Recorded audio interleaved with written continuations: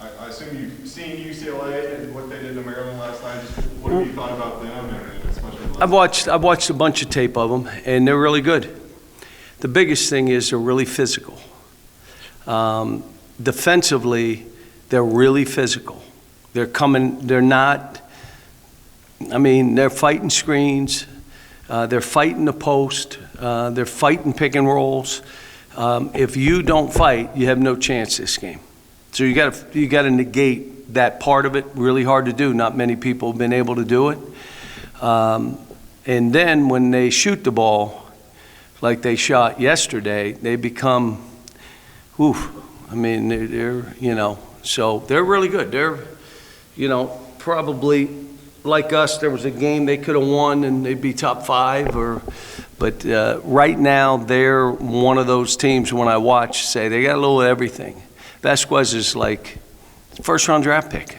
You can go get baskets, and he's really good. Yes. What makes him such a tough matchup on both sides of the ball? Well, they get and play through Vasquez and Tiger. They can throw lobs to the big kid. Like I said, defensively, they get their hands on a lot of balls too. So when you drive, if you just think you're throwing, you got to be aware, and the guy that's you're throwing it to has got to move to a more open area. If you stay where you are, they get their hands on balls. They're really good. I mean, this will be a really hard game for us, like it will be. How has practice been going? Good. It's going fine. I made it a little bit rougher, but you got to play the games, see what happens. It was obviously the UCLA interest a few years ago that led to that 10-year contract. How serious were those discussions, and how do you feel about coaching until 2029? Most years that I've been coaching, there have been opportunities for me to do stuff, and in most cases, if they're people I know, I'll talk to them and spend time, because the other side of it is, if it's not me, maybe that I can help somebody. So, but no, I'm enjoying what I'm doing, and trying to get a team ready for a game like this gets my juices flowing. Figuring out stuff. A lot of teams are having to do what we've done for years, which is, okay, I got a new group, and I haven't figured them out yet. How do we do this? How do we keep trying stuff? What do we do next? Who should be playing less, and who should be playing more? And then how do you deal with that? So that's all the parts of coaching, the teaching, seeing guys get better, seeing people improve their game and elevate themselves. It's the best part of what we do. And then, coming in environments like we come into, wherever we're playing, being here, I'm blessed. I'm the coach of Kentucky. I get to coach the best players, and being with the best fans, and being sold out arenas, and play all over the world in front of our fans. It'll be interesting to see. The tickets have been impossible. I mean, this might be the toughest ticket that I've seen since I've been here. And I probably have to look back. There may have been some others, but this ticket, like if I need 2 more tickets, we'll go on and buy them. Like, there are no tickets. And so, but it's, like I said, coaching here, you're in these, and you end up being in a bunch of them. And, but I'm having a ball with it. 2 more questions. You mentioned the physicality. Is anybody down here? Yeah, well, I just got it. Okay. You mentioned the physicality of UCLA on a comparison to Michigan State, or they maybe tougher? They're probably, you're talking the same kind of stuff, but the toughness for UCLA also comes from their guards. Their guards will play physical, and they bump and grind, and they're active, and so they're good. I'm anxious to see how we perform. I think we're better than we were 3 weeks ago. We execute better, We're playing more together instead of, okay, all we can do is throw it to you and you try to get a basket. We're doing things together better. I think there's less confusion on what we're doing. That's because we're together practicing. We're together doing a lot of scrimmaging, more so than I've done in the past. So. Oh, did you get a chance to see the UCLA Maryland game last night, and just what have you thought about that team in general? I did watch a little bit of it last night. I'm actually going to try to break down the film here when we get on the plane on the way to New York. Thought they played really well. They defended hard. They looked like their typical Coach Cronin kind of teams. You know, they play hard, play physical. With Jaime Jaquez, obviously he's a senior now, and he's been a big part of their team for a long time. What have you seen from him over the years, and what makes him such a difficult matchup on both sides? His versatility. Jaime's extremely talented young man. You can see over the years his growth in terms of his ball handling ability now. Last night they had him actually playing some at the point, defending fours, but he was playing at the point. He's been great on the blocks. He's got great footwork, knows how to play. He's a tough matchup. So, we're excited for our guys to see how we match up, how we fare up against him.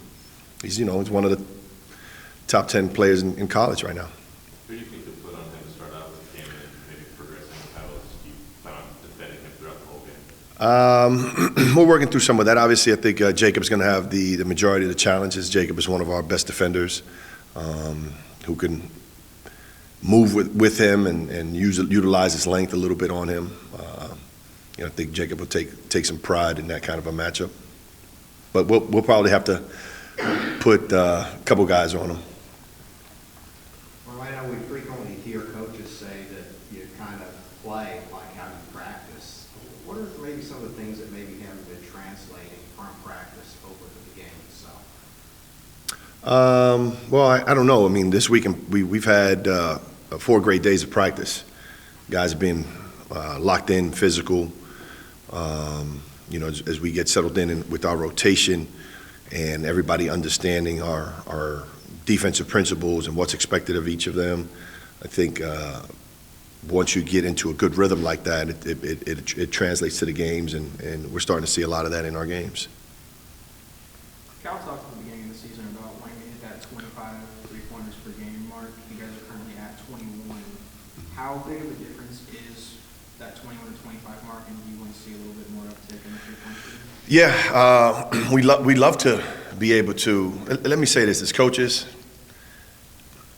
we're going to try to do whatever we can to try to win the game.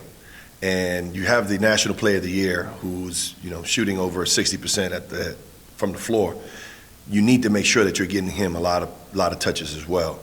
And Oscar's been great, even in the first half of the Yale game, where he was getting a lot of touches and kicking them back out. We had to finally tell him, no, go score those balls. Go score them first and put pressure on the rim. And then as they continue to collapse, then you find our guys and we'll get some shots up.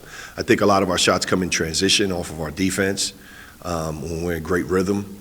And, we want the ball to go in first and then come out and we be able to take those shots. Those are a higher percentage shots for us.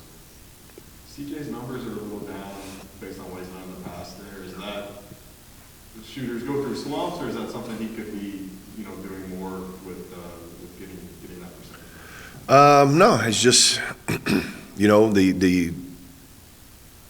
we take into account and we forget that he hadn't played in a year and a half. And so he's starting to get into a groove. I think he shot the ball pretty well here the last few days here in practice, and we're going to need him. One of the things that about CJ is that we're just not labeling him just a guy that can shoot. He's so much more than that. A guy that knows how to pass, he knows how to play, knows how to defend, is very disciplined, and he's got some toughness to him. So that part of a game, I think, will continue to happen because he's an extremely hard worker.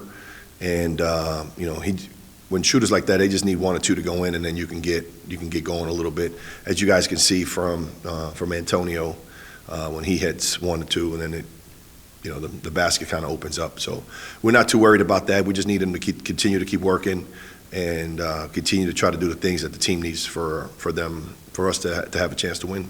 Talk about Oscar a little bit there. Against Yale, it's really one of the first times this season you really felt like Oscar again. How important is that for you guys heading into this match? Well,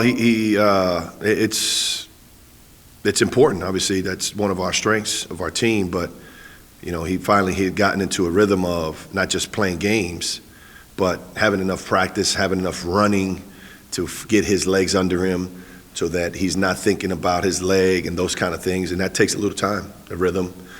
We still think that he's got a little more room to keep improving, to get his pop back the way he had it. But you saw a faster Oscar in the Yale game, and that we hope that continues, because that's part of what he does, and it separates him from a lot of people. He talked about that post-game, just the mental hurdle that he's sort of had to overcome over these past few weeks, just not worrying about when he's jumping, if something's going to happen. Have you seen that transition in practice? Oh yeah, absolutely. And the way you can tell is that he's not coming out of practice. And so when you're practicing for 2.5 hours, every possession, then you get into great shape, which when Oscar's in great shape, that's a plus for us. This idea of being in conditioning, this team obviously likes to run.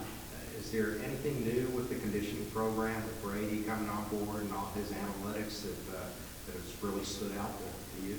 No, Brady used a lot of his sports science a lot, and so there are a lot of metrics that he keeps in track of, but it's also for injury prevention. It's not necessarily as much for conditioning, because to condition, you got to run, and we do a lot of running. So, but it's just a gauge to see where guys' jump numbers are, if there's a deficiency in one leg or the other because of a little tweak of an ankle or something else is going on.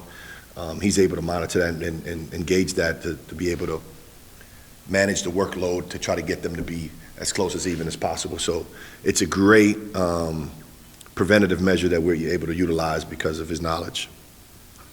Mando, as a staff, what do you know about this team now that you didn't know in the season?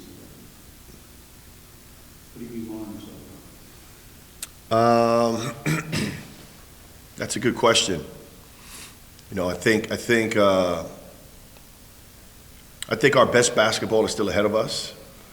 I think it's taken a little bit of time for everyone to get in sync. Obviously we know the Oscar piece, the CJ piece, but the other piece was severe. He's the point of our spear on a defense, and he sets the table for us in terms of keeping us organized and making sure everybody knows what they're doing, where they're at, putting extreme pressure on and stressing the other team's defenses with his speed, and setting the table for all our guys. He's historically been an unbelievable layup maker, and he's now starting to get his rhythm back to be able to go in and finish some of the layups that we're accustomed to seeing him finish, even those little 15 to 12-foot pull-ups that he makes. He's starting to get his legs under him. Seems like this team has a lot of interchangeable, versatile pieces. Do you kind of get the feeling it's a little bit more of a challenge with the lineups this year than it has been in the past? How much does Cal prioritize that as part of his coaching acumen now? I mean, you want to have the ability to play different ways, because you play different schemes, you play different matchups, different teams. And so what's challenging for a coach is finding that rhythm to be able to utilize everybody's strengths and put them in position so that they can be their best version. And sometimes that takes time. And when you're dealing with injuries, that takes a little longer time to find that groove, to find that rhythm. And this is a great time for us as we get to finishing up finals. Coming back, we're going to have days where we can put in a lot of stuff and work a lot and get extra reps in. And usually the teams that Cal's have had have always make a big jump during this time of the year. With the three-point shooting in Kaysen, I know you guys knew he was a capable outside shooter coming in, but has he exceeded expectations with his numbers this week and his confidence? No, we knew Kaysen was he was a competitive, great-spirited, well-rounded basketball player. We knew that he was a little bit more mature, but not to the point that we know now, getting the chance to work with him daily, how emotionally mature, how physically mature he is, how his game is a little bit even past his age in that way, and that's that's a blessing. Do you have any free time built into this trip to see the sights? We're going to go see Madison Square Garden. It's going to be a good place to go. You're on that note with Kaysen talking about his maturity, and it's been a recurring theme all season. The players have said he doesn't play like a freshman. You're going to Madison Square Garden, one of the most famous basketball arenas there. How important is his maturity in that sense, that even though he's a freshman, he's got that maturity about him? That's important. It's important, and the arena and the stage and all that is on the periphery early on.